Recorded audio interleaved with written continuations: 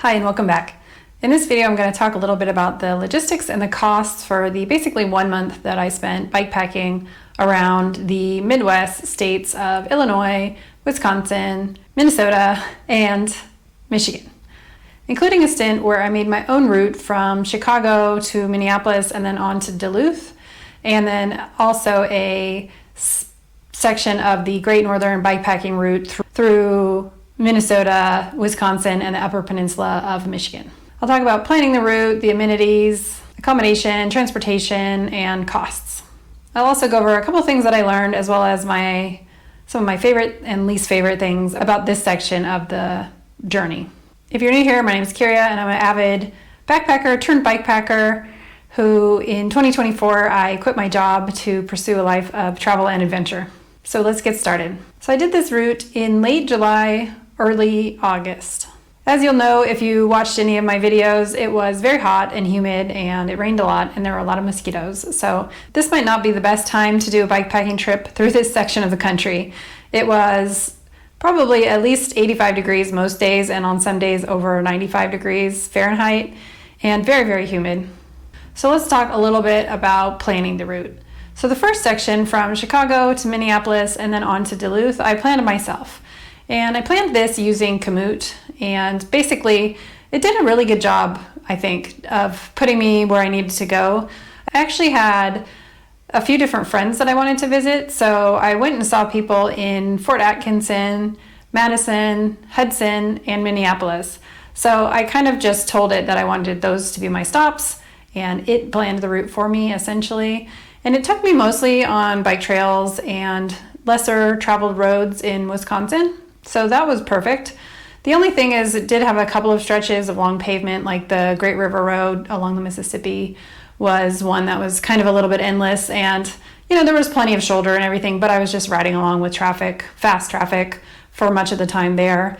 But a lot of the times it did take me kind of into little more farm roads or farmlands, and some of them were dirt, some of them were paved, but it actually did, I think, quite a good job of not putting me on any very highly trafficked roads except for the Great River Road, which did have a shoulder. Also in Illinois, getting out of Chicago and getting to the border of Wisconsin was pretty good. There was lots of bike trails or bike paths. So basically it was just a series of different bike paths until I got on a couple of smaller country roads, and then pretty much that took me into Wisconsin. So I think that Komoot gets a bad rap sometimes, but I think that it did a good job of routing me where I needed to go. Of course, one thing that was maybe not perfect was it didn't have a lot of camping options, so I did end up having to get a room more often than I had anticipated, but I'll cover that a little bit more in a minute. For the Great Northern Bikepacking Route section of the trip, this often goes on ATV or snowmobile roads, which some of them, especially in Michigan, were a little bit deep dirt or sand. So I actually ended up getting off of those sometimes and going on the paved road, which wasn't ideal because the shoulder on the paved road that was near me was either very small, or sometimes it was like a little lip off the pavement and then there was gravel. So you'd either have to kind of ride on the pavement a little bit in the lane almost, or on the side where it was gravel and dirt. So sometimes it just wasn't really ideal either way. And so I was kind of flip-flopping back between the ATV trails and the paved trails, depending on what was a little bit better at the time. There was actually one ATV trail also that was closed due to flooding, and so I actually had to backtrack on that one and go back to the paved road as well. But there also were some lesser traveled paved roads and dirt roads and things like that. I noticed in the top part of Wisconsin, the Great Northern Bikepacking Route was usually dirt roads, more, logging roads, national forest roads, those kind of things. And then in Michigan, it was more snowmobile roads or snowmobile ways. So Michigan was a little bit more difficult as far as the terrain of that. So that's basically how I planned the route. It wasn't too difficult because I just had to get myself to Duluth, and then after that I just followed the GNBR, except for the times that I deviated off of it to go on the paved roads. So let's talk about amenities. I had no problem resupplying. Basically, you're going to go through a town at least once a day, if not more. Some of the parts on the GNBR were a little more rural, but even then you would go through small towns, and sometimes the small town was just a crossroads with a general store. But hey, as long as they have ice cream and coffee, I don't really care. As you may know from my prior videos, I pack my fears, and my fears are running out of food, I think. I don't think I have a fear of running out of food, but I always have too much food. So I never really had a problem with resupplying because I always have a couple of days just in case. And then anytime I got to a town, I would get a couple more days, and I was always good. And this also gave me a little bit of freedom where if I thought I was going to get to a town, but maybe I was tired or something, I could just stop and camp in the woods and didn't have to worry too much about the fact that I needed to get somewhere in order to have dinner. So I like that freedom, which is probably why I pack too much food. It's not so much worrying about being hungry, it's more about being prepared in case I change my mind about something. But I had no problems whatsoever getting food. Same thing with water. Pretty much always I filled up at the tap. I would say 99% of the time I had a tap that I could use to fill my water. I got water out of a stream 1 or 2 times, but really most of the time, either a campground or a bathroom or a town or whatever, there was a way to get water on this route. Let's talk about accommodation. So as I mentioned, I stayed with friends for a few nights, so I kind of planned my route around meeting up with them.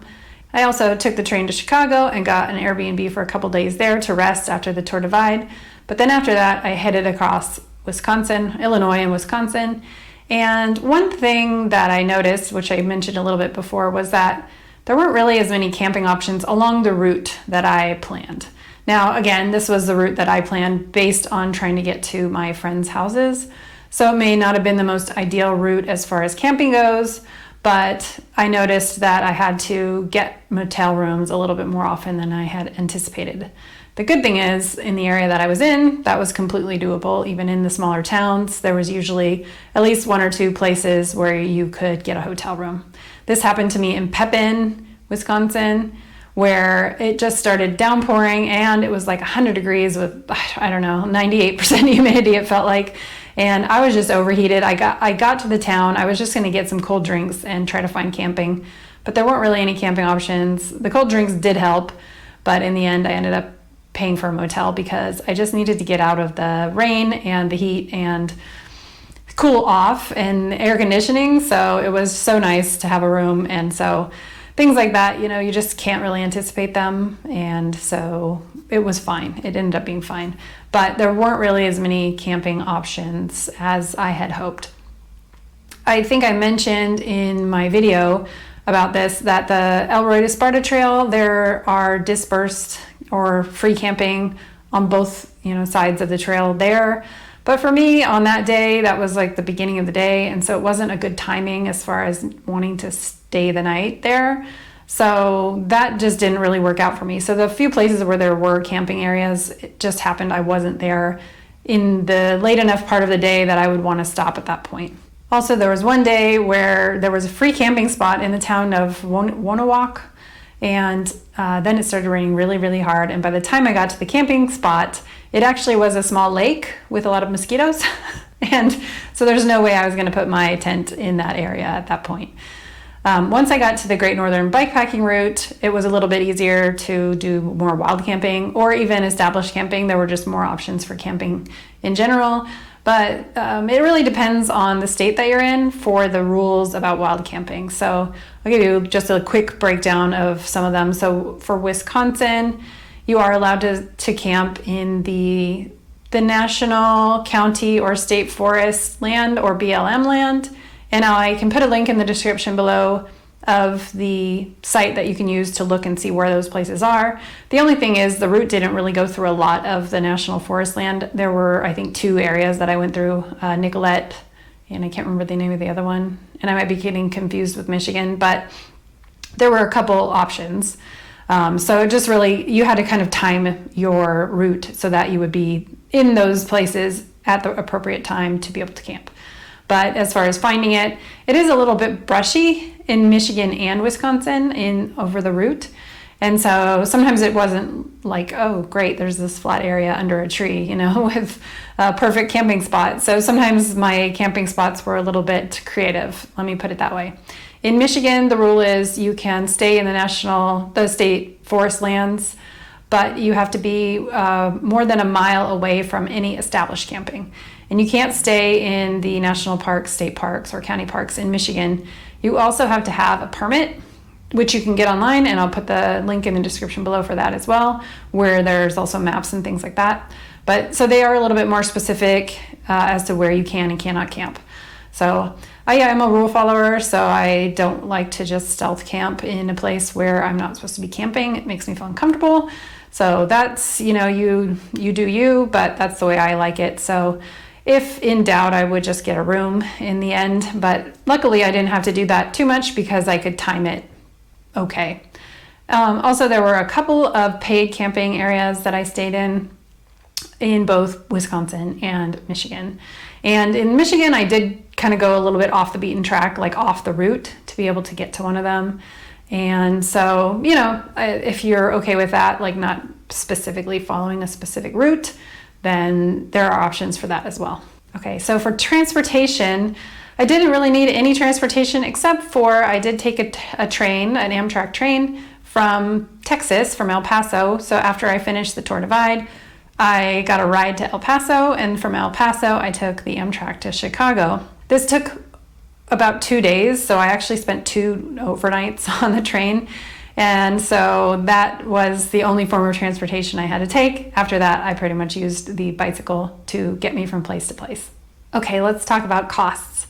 So I always like looking at costs because for me, it helps me plan my trip. So hopefully this is helpful to you. But let me break down the first thing, which is the most expensive thing, which is accommodations. So you can kind of get an idea of what exactly I did as far as where I stayed and everything.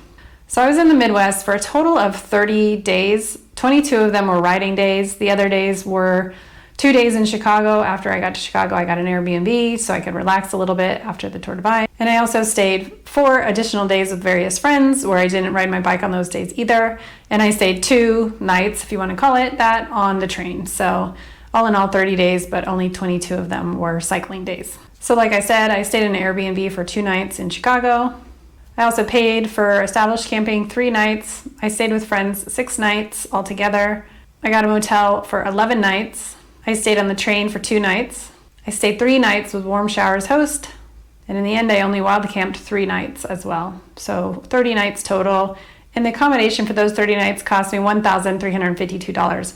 So the average cost for a motel room per night was about $96. For dining out, I spent $446, and then for groceries, I spent about $300. So all in all, my total food cost per day was about $25. I also had some miscellaneous costs and shopping for toiletries, etc., which was like $22. And then I took the train, which cost roughly $206. So altogether for those 30 days, I spent $2,330, which comes out to about $78 per day. Now, I'm not including anything like my regular health insurance, phone plan, or anything like that because I think most people probably have their regular life. They're not doing this full time. For me, it is full time.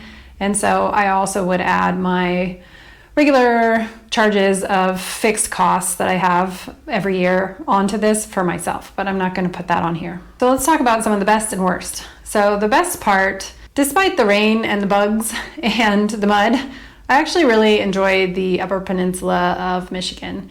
There were a few things that made me enjoy this, and the first one was the people. In the town of Bergland, I stayed at an RV park, and the camp host, came over and talked to me, introduced me to his cat, and we were staying near a really nice lake, and just had a nice chat with him. And then I moved on to the town of Sidna where it was raining, and I found like the one place to get out of the rain, which was like a bar or restaurant kind of thing. And I was just sitting there having a beer, waiting for the rain to stop. And these hunters came in and we started talking, and they were asking me about my trip, and they ended up paying for my beer.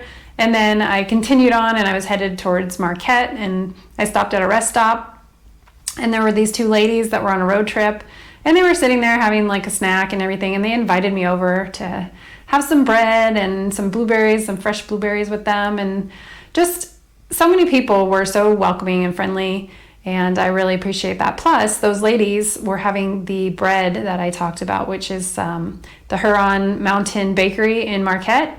So I went on to Marquette, Really enjoyed Marquette, very cute little town right on the the shore of the Lake Superior. And they have the bakery, which has excellent bread. I mean, just really, really good bread. So anyway, the Upper Peninsula of Michigan really kind of, took my heart. I really liked the lake shore area, really pretty. And even though there were a lot of bugs, it was okay because those little happy moments definitely outweigh the frustrating ones. The other thing I really like is Minneapolis. I've been there before and I knew this already, but I never had ridden my bike on all the bike paths. I knew there were a lot of bike paths and I've run on them before, but they just have a really good biking infrastructure. I mean, even all the way coming from Hudson, Wisconsin, across the bridge and over through St. Paul and everything, getting to my friend's house who lives in Minneapolis.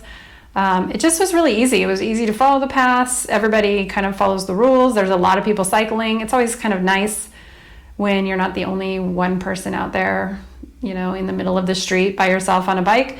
So it was nice to have kind of that biking culture in Minneapolis. So I really enjoyed that area as well.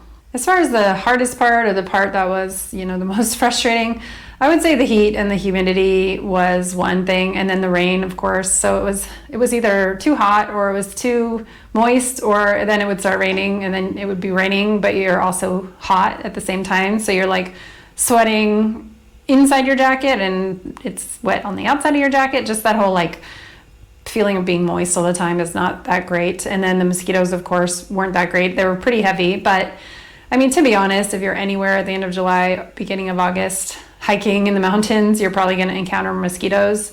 So that's not the worst thing ever, or it's not specific to this area of the country, that's for sure. So I can't blame them for that, but it was a little frustrating at time when you're trying to set up your tent and you're just getting eaten to death, The other thing is I spent a little bit more on lodging than I would have liked to for this section. And part of that, like I said, was the heat, and part of it was the rain, and part of it was the lack of camping. So all in all, I spent more days than I would have anticipated on proper lodging. The other thing was the snowmobile routes in Michigan. I mean, some of them just had dirt that was 5-6 inches deep. It was just all churned up from the snowmobiles or ATVs. And riding your bike in it just was a slog. And then, of course, it was hot and it was humid and it was raining and there were mosquitoes. So all of that kind of put together made it so I would go on the pavement a lot more than I wanted to. But then again, the pavement wasn't that great either. So it was kind of the lesser of two evils at times on some of those sections. What I learned along the way, one thing, I guess, you can spend a lot of time trying to figure out a route. And I probably could have spent more time figuring out my route so that the route went past more campgrounds, so I wasn't having to rely on lodging as much. But based on the fact that I wanted to see friends and the fact that I don't really want to spend a lot of time figuring out a route, I ended up just kind of going with what Komoot said. So I guess I learned, that it's okay to spend some money on lodging, if it means you don't have to spend all your time looking at a map and trying to figure out what the most, ideal way of going is. So sometimes you just have to decide which thing you're going to do, because you can spend hours and hours and hours and a lot of time and stuff on figuring out a route. But instead, I decided to spend the money to just get a place and not worry about it as much. So I think I'm kind of glad I did that in the end, because sometimes you can go way deep into a wormhole. So that's one thing I learned. I also learned to utilize warm showers a little bit more. I stayed 3 nights, like I said, in warm showers or with a warm showers host. And all 3 of the nights were great. The people were great. It's great to get a local flair of things. And I went to the farmer's market with one couple and went on a walk with another couple and had a great home cooked meal in all cases. Had a movie night one night. So it's just really nice to kind of feel like, you're around family almost at times. And I do encourage people, if you have extra room in your house and you're interested in hearing people's stories or learning about people, you could be a warm showers host and you can host people. And even if you're not a cyclist, you can meet some interesting people, that's for sure. And really make someone's day too. And then lastly, like I said, Huron Mountain Bakery, or it might be Mount Huron Bakery. I think it's Huron Mountain Bakery. Anyway, in Marquette, if you're there, don't miss it. Don't miss it. It's worth it. It's good. All right, a couple of things I couldn't live without on this portion. The first one, you're gonna laugh at this, but it was the Quick Trip. If you're not from the Midwest, you may not know what the Quick Trip is, but it's basically a gas station convenience store. And I stopped at a lot of Quick Trips to get cold drinks, to get out of the heat. Oh my gosh, I must have stopped at every Quick Trip that I saw along the route. And one in particular, I want to give a shout out to the one in Fountain City on the Great River Road. I was so hot and I'd been riding on the highway and I was just, oh man, just beat. And I walked in and I must have looked super fried because the lady saw me getting a fountain drink and she said, you know, hun, if you want, you can just stand in here in the air conditioning and cool off and drink your drink and fill it up again. And oh my gosh, I did exactly what she said. It was great. It was, she was a lifesaver. So thank you, lady. Don't know your name, but that kind of thing. Sometimes just that little cool oasis in the middle of the desert is so helpful. So helpful. The next thing is, I swear by this, the Sawyer brand picaridin bug lotion. So it doesn't smell bad, it lasts for a long time, and the bugs kind of like sometimes will touch you a tiny bit, but they never land and they never bite. And I swear by it. I use it backpacking and everything. It is something you definitely need to go out and buy if you don't have it already. It's one of the best bug repellents I have ever used. Another thing that saved me is the local library. So I mentioned when I was in Woonawak, Wisconsin, I tried to go camping and the campsite was like waterlogged. And you know, I'd just been through like a huge rainstorm and windstorm, and I was on a dirt path and all the dirt had like churned up and got all over my bike and all over my bags and all over my back, and I was just dirty and wet, and but not cold, actually too hot and wet. Anyway, so I Googled it and there wasn't any lodging in the town. And so I kind of started to ride through town thinking maybe I'll just ask somebody, and I saw the local library. And I went into the library soaking wet and dirty, and I asked the local librarian if she knew anyone that maybe had a place that I could stay. And not only did she know somebody, but she called them for me, checked to see if the place was available, checked on the price for me, and then after I had met up with the person to see the place, she followed up with me to make sure that I was good and I had gotten in okay and met the person okay. So thank goodness for the local library. It's not just for books, people, not just for books. And then last but not least, definitely not least, is thank you to all my friends and Warm Showers hosts. Without these people, I mean, I would have had to get motel rooms every night because there wasn't any camping. So I really appreciate and couldn't have lived without these people who fed me and gave me a shower and a warm bed and let me do my laundry and just let me have a moment to relax and also learn about the local area. So those places and people are priceless. All right, so I think I've covered everything. If you have any questions, feel free to leave them in the comments. And of course, I will put links for anything that I talked about in the comments as well. And if you've ever been to any of these areas and you have any tips for any other bikepackers, leave those in the comments too. And if you like this video, like and subscribe so that you don't miss future ones like it. And once again, thank you for watching and happy trails.